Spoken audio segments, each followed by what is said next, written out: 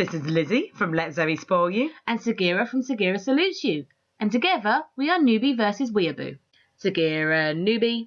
Lizzie, a Weeaboo. It's Newbie versus Weeaboo. This podcast is brought to you by a veteran anime fan, myself, Lizzie, who wanted to share their love with a friend. That would be Sagira, who is our newbie. Each week, I make Newbie watch an anime film, and we discuss it from the points of view of someone who has watched anime for 25 years, did a master's in Japanese culture, and spent time in Japan, versus someone who has watched the Death Note in dub. Right, Sagira, what did you think of the anime I showed you today? Okay, well here's my synopsis for this one. In a world of legalised bestiality, Dragon Girl is in love with handsome singing dragon hunter. She enters a bizarre Pokemon-type battle and celebrates win with boob party. Yeah, that's pretty much the entire plot of Dragon Half. Yes. It's a strong combination of the shameless exploitation of half Dragon Girl and sexualising her and tournament battle competition and a lot of comedy. It's very booby. Yeah, what I enjoyed about this one from the get-go was the different style that it kept using. So it would have like traditional anime and then mix it with the cutesy kind of anime. Yeah, and I really enjoyed that because straight away you're like, oh, this doesn't take itself seriously. Yeah, it goes from like standard form to chibi to in between chibi and SD in like regular form. Obviously it was going to be a comedy, so already you're like, okay, I can sit back and not take this too seriously and enjoy it. Very much a no-brainer, silly shenanigans kind of episode. And my retro, heart was just like, oh my god, I used to love this so much.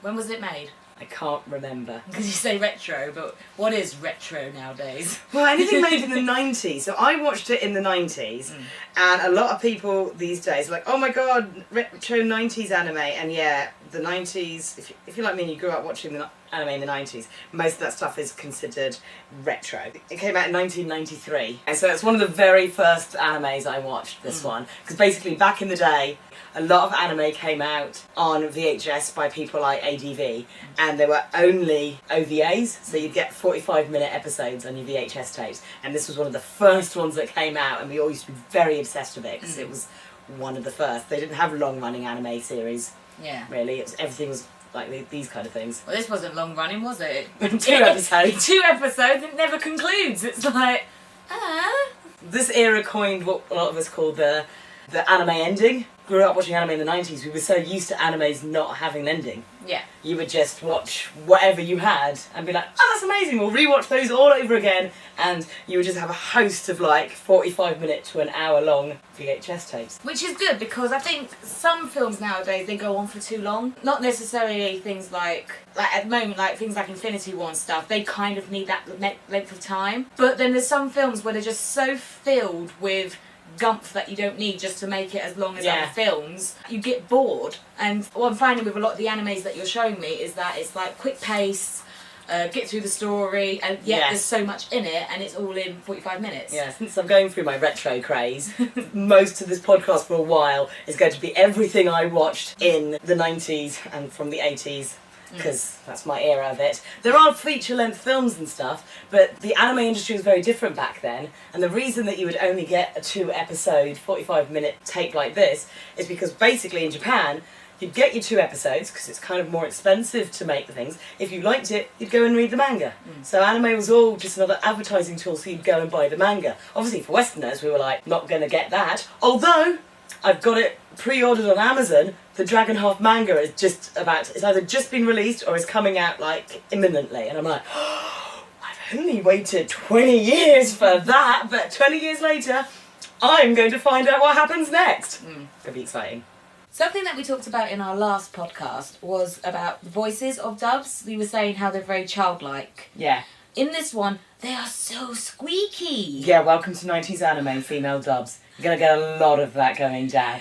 It drives me crazy. Like when the two of them were Mink and the princess, when they were fighting, oh my gosh. It's like, oh, women don't sound like that. Even young girls don't sound like that. Yeah, it's a whole trend that happens from early dubbing days until you start watching like the sub stuff. All females, they just have that horrible, they just squeak at each other and I can't stand them. Whiny squeaky voice that we almost talk like. It was really squeaky in this one. It's awful. it goes on for a while until I switched to subtitled stuff, and then I didn't notice it. Dubbing has actually got better. I mean, higher class projects would get a better dub, so if you went to watch a Miyazaki film, it would get a less squeaky dub. America didn't really have an industry for dubbing cartoons. They only had cartoons that were for kids. The adult stuff was like The Simpsons and some like obscure stuff. They didn't really have this like meter, so they were just like, they don't really have trained professionals, and they're just like, well, squeaky women are just squeaky women. But the women who are doing it are still women. They know what they sound like. They don't need to be like, oh my god, what are you doing? Yeah. Once I swapped to subtitles, I noticed it far worse. But one of the things I hated about dubbing until subtitled stuff, kind of the internet was invented. Yeah. It was hard being an anime fan before the internet was invented. Yeah. So you could only have the dubbed VHSs, and the minute you could find something that wasn't annoying squeaky sounds, you're like, ooh, this is so much better. They just sound like regular people. I think this is one of those ones that I would be interested to hear it when it was subtitled, because obviously it's going to be so different. Yeah, some of the puns and the humour, obviously this is very westernised. They wouldn't be using some of that word because it has Western swear words in it. Yeah. And they don't say that in Japan. They have other swear words and other terms for calling people rude names and things. So it'd be interesting to know how close the actual translations are. Yeah. Because as I say, I haven't watched that since it first came out, so I've never watched a subtitled version. I've only known it as silly dub. Also, something that was running through this, which kind of got overlooked, is bestiality. Yeah, kimono. Well, I suppose it's a totally normal part of watching. Like, is it a gaudere? Is a beastly girl? Like in Japan, there's terms for like different girls. Like I'm considered a tsundere because I'm like show no emotion or affection apart from I might hit you or I'll do something nice for you. And it's the same with my poor husband. It's like if I make dinner, he goes, "Thank you, I didn't do it for you. Just eat the dinner." "Oh, that's really nice, I don't care. You're beautiful." Don't show me emotion. I don't like it. I hate you. I'm going to give you a punch, which I might as well be a kiss, kind of thing. I'm very like, I have no emotions, I don't do affection. And then, I think it's gaudere is the one where you're like, I really love you, so I'm going to maul you. And then kimono meaning animal or beast. Anime has always, from day one, had a combination. A lot of furries came up through the anime community, so it's always had a community of anthropomorphic human-animal creatures. To me, you're saying it's full of bestiality, and I was like, didn't even cross my mind. Well, it's not the fact that she's half human, half dragon. It's the fact that the dad actually mated with a dragon. Yeah, that bit. And it's just like, you just kind of like, it was a thing that happened. People in anime have sex with weird things and have weird half-children all over the place. I'm pretty sure there's animes where people are like half-bike, and if you actually really think about it, you're like, someone must have had sex with that motorbike for them to be a part-bike person. And really weird things. But you know what, it's not that different from I still want to know the logistics of how I know you don't read or know much about Harry Potter, but there's a half-giant in it whose mother was the giant and whose dad was the human. And I'm like, what did he do? Just crawl up there? Have himself a whale of a time and crawl back out? That's never been explained because it's just like... Well, also, it's a children's book, so it's just accepted. Yeah, but I still go, how does that work? So, you know what, if you read Harry Potter and you're just like, that's just a thing that exists, so it's totally having sex with a dragon. True. She does, the mother dragon does take on human form. But from the look of it, he ran off with her when she was still a dragon. Yeah. And she only became human when... they needed to live in a house. Yeah. It's all just part of the weirdness. And also, is it that they can transform to and from a dragon? Because one minute she's dragon, next minute she's human. I always just let it go. I look too much into these This things. is one of the animes that you just don't question some of this stuff. Whimsy. Yeah, whimsical. My favourite word. Yeah. Whimsy. One day I'll show you something where it actually has a definite answer rather than whimsical. Whimsy. But yeah, no, they don't really explain it. Maybe now that the manga is coming out, I'll read it and find out. Do they is it transformation? Is it glamour? But I suppose it's the same with the woman who's a slime. Yeah, but again, she can turn to and from a slime, so it's I'm assuming the dragon changes to and from humanity. But a human dragon because they've used that potion, so does the potion allow them to go to and from, or is it that they need to take more potions to turn back, or like this is stuff that's not explained? Dragons are magic, and therefore they can just do it. It's going to be the same thing. They are whimsical. Yeah, it's the same thing if you ever watch an anime called Mrs. Kobayashi's Dragon Maid. They just go from human to dragon form, and when they're in human form, they still have a bit of dragony bits. I do think this is one of the things that must have inspired Dragon Maid, because that's like, it's a dragon, then it's a girl, and then it still has horns and tail, but then moves into Kobayashi's house and goes, I fancy you. I shall now be your Dragon Maid. It's a brilliant anime. I do enjoy that, how random it is with 1 minute it's like, it's a dragon girl who's in love with this guy, but the guy is a dragon hunter, but now there's a battle going on, and it's like, it again, like what I was saying at the start, it happens so quickly from one thing to another, like, you just can't get bored with this kind of thing. And then what's he said? There's not time for them to do deep character development or really world building. It's like, and she's a dragon girl, and she's off on a quest, and she's had a fight, and now she's in a tournament. Oh, slime, backstory on Slime Girl, you've got a minute to get your backstory out, girl. And then, oh yeah, the son of the Warlock King, evil demon. Oh, comes out of nowhere, and it's just like, I'm a big character. Like, really? And acts like we already supposed to know who he is, and then he goes, oh no, they cut my scenes from the first episode so they can explain why we don't know him. We don't know him. And I'm like, oh my god, that's so meta. That's really good. No, I enjoyed that bit. That is quite funny. I actually like the humour in this. Yeah. And I'm not very humorous a lot of the time. I do enjoy how the dragon hunters refer to themselves in the first person. Like, they're so that important that they have to say their name over and over, even though I can't remember their names. Oh no, you always remember, I, Domoramu, will forever regret this. What is it? I remember Dick Saucer's. I want to call him Sausage. Dick Saucer. I'll call him Sausage because that's what the dad called him. I'm so cool, I sing my name, Dick Saucer. I'm gonna hunt a red dragon. It's like, oh, this is so bad. This is brilliant. And then there's the... I, Domoramu. Then there's the Ciao whole... forever. Remember this. Then there's the whole poo joke, which, you know, I'm like you in the way that I'm not a big toilet humour fan, but as an IBS sufferer, having a toilet problem in the middle of a battle at the worst possible time and trying to sing your way out of it, I'm totally relatable to this. I think the best bit is like, right, and then the brown demon is being subsided. And you're just like, oh my god, that is the best way to ever describe oncoming diarrhea. I wish that was how it worked in real life. I'm just going to sing to quell the brown demon. Maybe I should try that next time. Yeah, Next time the IBS kicks in, I'll be like, I'll just sing a song. It'll fix everything. Yeah. Sing my own name. It's Mr. Gira in the car. Wah, wah. It is. It just doesn't take itself seriously at all. And the moment you know it's just an absolutely gag anime is when it comes out and there's a little arrow to the bucket going dry ice. Oh my gosh! All the little signs and stuff. King's Rage. You know, all that stuff. Like explain it to you. It's the fact that he comes out with all the smoke and everything, and it's like, no, it's a bucket of dry. And then he picks up his own bucket of dry ice and walks out. I go now. Yes, you do go now. Oh, amazing. It makes you want to carry your own bucket of dry ice. Yeah, just arrive in the doorway and go, Yeah. It's pure shenanigans, absolutely silliness. Yeah. But the thing is, it's aged well. I still think, like, yeah, it's mildly sexist, but then anime hasn't really changed that much. Yeah. Like, you know, there's a lot of, like, I'm going to panning shot on midriff. And everyone seems to land on that sideways ass in the air. Oh no! I seem to have landed with my butt cheek in the air. Like, and there's another random bit where it's like, why do you have a belly button? You came out of an egg. It's like another plot hole solved. Yes. Whimsy. Yeah, whimsy. I don't know. Maybe it's so we can have a panning shot of this girl's tiny waist.